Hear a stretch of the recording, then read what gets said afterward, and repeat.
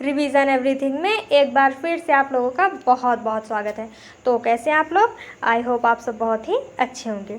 देखिए, बौद्ध धर्म से उनसे रिलेटेड जो क्वेश्चन होते हैं उनसे संबंधित एक वीडियो हम लोग देख चुके हैं, तो ये उसी का हमारा सेकेंड पार्ट है।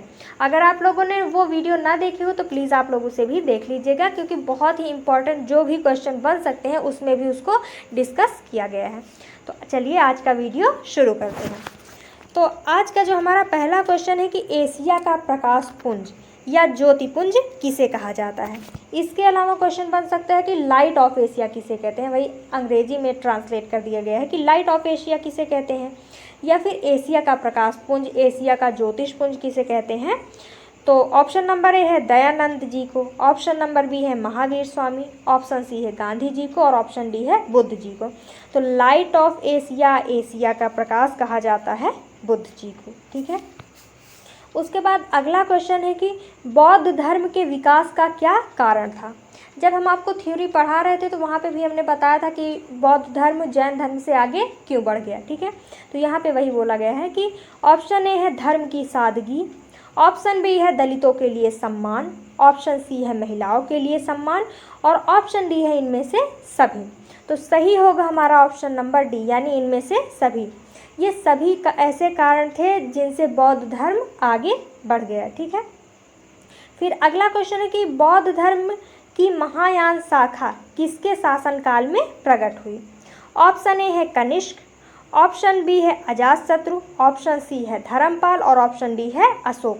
तो उत्तर है हमारा ऑप्शन ए कनिष्क। देखिए, कनिष्क के समय ही चौथी बौद्ध संगीति हुई थी और यहीं पे बौद्ध धर्म दो शाखाओं में बढ़ गया, हीनयान और महायान। ठीक है। तो बौद्ध धर्म की महायान शाखा कनिष्क के समय ही प्रकट में हुई। तो फिर अब अगला क्वेश्चन है कि त्रिपिटक क्या है।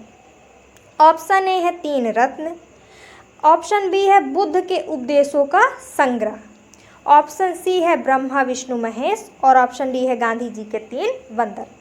तो उत्तर होगा हमारा ऑप्शन बी, यानी बुद्ध जी के उपदेशों का संग्रह, जिसमें सुत्त पिटक, विनय पिटक और अभिधम्म पिटक शामिल है, यानी इन तीनों को त्रिपिटक कहते हैं।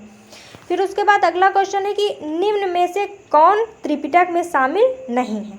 Option A Sakhi, option B Abhidhamma, option C Sutta और ऑप्शन डी है विनय। तो जो साखी है ये त्रिपिटक में शामिल नहीं है, बल्कि जो कबीर जी हैं उनकी रचना है साखी। ठीक है। अभिधम्म पिटक, सुत्त पिटक और विनय पिटक, इन्हीं को सामूहिक रूप से त्रिपिटक बोलते हैं। फिर उसके बाद अगला क्वेश्चन है कि सर एडविन एर्नाल्ड की पुस्तक द लाइट ऑफ एशिया आधारित है। ऑप्शन ए ललित विस्तार, ऑप्शन बी सुत्त पिटक, ऑप्शन सी अभिधम्म पिटक और ऑप्शन डी दिव्यावदान। तो देखिए, जो द लाइट ऑफ एशिया पुस्तक है ये ललित विस्तार पर आधारित है, जो कि बौद्ध धर्म से संबंधित ग्रंथ है ना। वैसे भी light of Asia Buddha ji को ही कहते हैं, है ना। फिर उसके बाद अगला क्वेश्चन है कि गौतम बुद्ध ने अपनी मृत्यु के पहले किसे बौद्ध संघ के नेतृत्व के लिए नामित किया था। ऑप्शन ए है उपेंद्र, ऑप्शन बी है उपाली, ऑप्शन सी है आनंद और ऑप्शन डी है इनमें से कोई नहीं। तो जो गौतम बुद्ध थे उन्होंने किसी को भी बौद्ध धर्म का नेतृत्व नहीं दिया था। बौद्ध धर्म का नेतृत्व करने के लिए उन्होंने किसी से कहा ही नहीं था। ठीक है। तो इनमें से कोई नहीं। फिर अगला क्वेश्चन है कि सूची 1 और सूची 2 से सुमेलित कीजिए। तो यहाँ पे एक साइड पिटक दिए हुए हैं और दूसरे साइड है कि उन पिटक में क्या क्या बातें कही गई हैं। ठीक है। तो देखिए, सबसे पहले है सुत्त पिटक। ये किससे संबंधित है? सुत्त पिटक में नैतिक एवं धार्मिक सिद्धांत दिए गए हैं, यानी कि बौद्ध धर्म में जो व्यक्ति रहेगा वो किस तरीके की नीतियों का पालन करेगा, किस तरीके से धर्म का पालन करेगा। फिर ऑप्शन बी है विनय पिटक। इसमें कहा गया है कि मतलब किस तरीके से आप बौद्ध संघ में प्रवेश कर सकते हैं। ठीक है। विनय पिटक जो कि संघ संबंधी नियम एवं आचार्य से संबंधित है। फिर अगला है अभिधम्म पिटक, जो जिसमें कि दार्शनिक सिद्धांत के बारे में बात किया गया है। तो सुत्त पिटक हमारा होगा नैतिक दर्शन, यानी इसी में होगा। फिर विनय पिटक होगा संघ संबंधी नियम यानी यहाँ पे, और अभिधम पिटक यानी दार्शनिक सिद्धांत। तो उत्तर हम होगा हमारा 1, 3, 2 यानी ऑप्शन नंबर ए। फिर अब अगला क्वेश्चन है कि निम्न में से कौन बौद्ध शिक्षा का केंद्र था। ऑप्शन ए है तक्षशिला, ऑप्शन बी है उज्जैन, ऑप्शन सी है विक्रमशिला और ऑप्शन डी है गिरनार। तो सही होगा हमारा विक्रमशिला। जो विक्रमशिला विश्वविद्यालय है इसमें बौद्ध धर्म की शिक्षा दी जाती थी, और जो तक्षशिला विश्वविद्यालय है ये सबसे प्राचीन विश्वविद्यालय है, ठीक है, जो कि जिसकी स्थापना तक्ष ने की थी और वर्तमान में ये पाकिस्तान में स्थित है, ठीक है। फिर अब अगला क्वेश्चन है कि शून्य के सिद्धांत का सर्वप्रथम प्रतिपादन किस बौद्ध भिक्षु ने किया। Option A Nagarjuna, option B Nagasena, option C अश्वघोष और ऑप्शन डी है आनंद। तो जो नागार्जुन है इन्होंने ही शून्यता के सिद्धांत का प्रतिपादन किया। फिर अब अगला क्वेश्चन है कि बुद्ध जी ने अपने जीवन की अंतिम वर्षा ऋतु कहाँ बिताई। कहने का मतलब है कि उनकी मृत्यु कहाँ हुई, ठीक है। तो वर्षा ऋतु बिताई यानी वह कहाँ पे उनकी मृत्यु हुई। ऑप्शन ए है कुशीनगर, ऑप्शन बी है श्रावस्ती, ऑप्शन सी है वैशाली और ऑप्शन डी है सारनाथ। तो जो बुद्ध जी थे उन्होंने अपनी अंतिम वर्षा ऋतु कुशीनगर में बिताई, यानी कुशीनगर में उनकी मृत्यु हुई। तो यहाँ पे जो कुशीनगर है, अगर आपको कुशीनगर के बजाय कुशीनारा करके दिया जाए तो उसको भी आप सही मारिएगा, क्योंकि कुशीनगर का ही नाम कुशीनारा भी है। फिर अगला है कि गौतम बुद्ध की पत्नी का क्या नाम था। ऑप्शन ए है गौतमी, ऑप्शन बी है त्रिशला, ऑप्शन सी है महामाया और ऑप्शन डी है यशोधरा।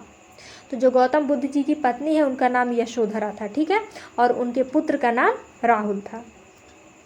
फिर अब अगला क्वेश्चन है कि गौतम बुद्ध के पिता का क्या नाम था। ऑप्शन ए है अलार कलाम, ऑप्शन बी है शुद्धोदन, ऑप्शन सी है सिद्धार्थ और ऑप्शन डी है चन्ना। तो देखिए जो अलार कलाम थे ये बुद्ध जी के गुरु थे, लेकिन जो बुद्ध जी के पिता थे वो शुद्धोधन थे, यानी ऑप्शन नंबर बी। और सिद्धार्थ तो बुद्ध जी के बचपन का ही नाम है, और जो चन्ना है ये इनके घोड़े का जो हाँकते हैं उनका नाम था, सारथी बोला जाए तो सारथी जो थे गौतम बुद्ध जी के, उनका नाम चन्ना था। फिर अगला क्वेश्चन है कि गौतम बुद्ध का अन्य नाम क्या है। ऑप्शन ए है तथागत, ऑप्शन बी है कनक मुनि, ऑप्शन सी है शाक्य मुनि और ऑप्शन डी है इनमें से कोई नहीं। तो देखिए माफ़ कीजिएगा, इनमें से सभी। तो जो सही होगा वो होगा ऑप्शन नंबर डी, यानी इनमें से सभी। तथागत, कनक मुनि और शाक्य मुनि तीनों ही गौतम बुद्ध जी के नाम हैं, ठीक है। फिर उसके बाद है कि गौतम बुद्ध सबसे ज़्यादा प्रभावित किस दर्शन शास्त्र से हुए थे। ऑप्शन ए है योग दर्शन, ऑप्शन बी है न्याय दर्शन, ऑप्शन सी है सांख्य दर्शन और ऑप्शन डी है वैशेषिक। तो जो गौतम बुद्ध जी थे ये सर्वाधिक प्रभावित सांख्य दर्शन से हुए थे, यानी ऑप्शन नंबर सी। उसके बाद है कि गौतम बुद्ध ने योग दर्शन की शिक्षा किससे ली। ए है हमारा अलार कलाम, ऑप्शन बी है शुद्धोधन, ऑप्शन सी है रुद्रक्राम और ऑप्शन डी है चाण। तो जो गौतम बुद्ध थे इन्होंने योग दर्शन की शिक्षा रुद्रक्राम से ली, यानी ऑप्शन नंबर सी, ठीक है। जबकि सांख्य दर्शन की शिक्षा इन्होंने अलार कलाम से ली थी। फिर अब अगला क्वेश्चन है कि भागलपुर के विक्रमशिला विश्वविद्यालय बौद्ध धर्म की किस शाखा के लिए प्रसिद्ध था। ऑप्शन ए है महायान, ऑप्शन बी है हीनयान, ऑप्शन सी है ब्रिजयान और ऑप्शन डी है इनमें से कोई नहीं। तो जो भागलपुर विक्रमशिला विश्वविद्यालय था ये बौद्ध धर्म की ब्रजयान शाखा के लिए फेमस था, जबकि महायान शाखा के लिए फेमस था, ठीक है। फिर अब अगला है कि आस्तेय का क्या अर्थ होता है। ऑप्शन ए है चोरी करना, ऑप्शन बी है धन संग्रह करना, ऑप्शन सी है चोरी ना करना और ऑप्शन डी है धन संग्रह ना करना। तो देखिए आस्तेय का अर्थ होता है चोरी ना करने, यानी ऑप्शन नंबर सी। अगर वहीं पे आस्तेय के स्थान पे दे दिया जाए अपरिग्रह, तो अपरिग्रह का अर्थ होता है कि अत्यधिक धन का संग्रह ना करना, ठीक है। फिर अब अगला क्वेश्चन है कि सूची 1 को सूची 2 से सुमेलित कीजिए।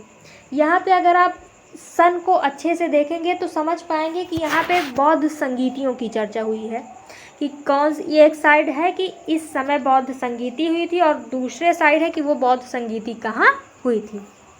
तो देखिए 483 ईसा पूर्व पहली बौद्ध संगीति हुई थी और ये हुई थी राजगीर में, ठीक है, राजगीर में। फिर 383 ईसा पूर्व ये हुई थी वैशाली में, यानी द्वितीय बौद्ध संगीति। फिर है तृतीय बौद्ध संगीति जो कि 255 ईसा पूर्व कहा जाता है, उसके अलावा 250 ईसा पूर्व यानी 250-55 के आसपास ही तृतीय बौद्ध संगीति हुई थी। तो अगर आपको मान लीजिए यहाँ पे 255 जैसे दिया हुआ है, अगर आपको कहीं पे 250 मिले तो कंफ्यूज मत होइएगा, तो वो उसी के आसपास में ही दे दिया गया है, क्योंकि ईसा पूर्व में ज़्यादातर जो घटनाएं हैं वो थोड़ा आगे पीछे रहती हैं, ठीक है। तो जो 255 ईसा पूर्व में तृतीय बौद्ध संगीति हुई थी और 78 ईस्वी यहाँ पे है। अगर 78 ईस्वी के बजाय आपको प्रथम शताब्दी भी दे दिया जाए तो भी कंफ्यूज मत होइएगा, ठीक है, जो कि हुई थी कुंडलवन में। यानी कि यहाँ पे सब सीधा सीधा ही है, तो ऑप्शन नंबर ए होगा हमारा ABCD। फिर अब अगला क्वेश्चन है कि सुमेलित कीजिए, मतलब कौन सा सुमेलित नहीं है।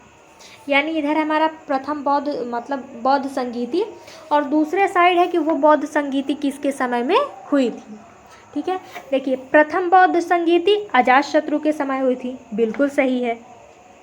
द्वितीय बौद्ध संगीति कालाशोक के समय हुई थी, बिल्कुल सही है।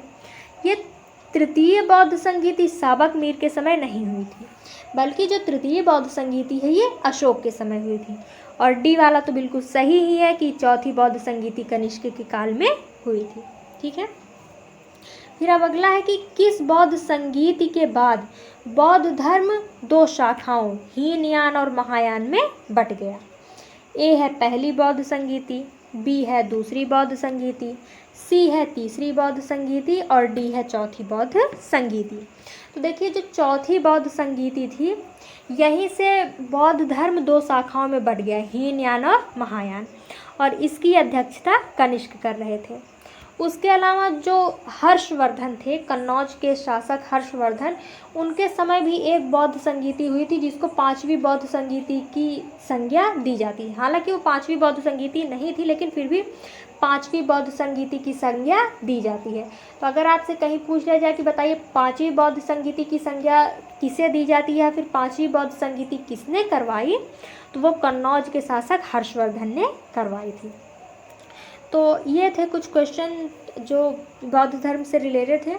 आई होप कि आपको इनसे बहुत सारी चीज़ें सीखने को मिली होगी और आपको एग्ज़ाम में ये सभी हेल्प करेंगी। तो मिलते हैं नेक्स्ट वीडियो में। Thank you.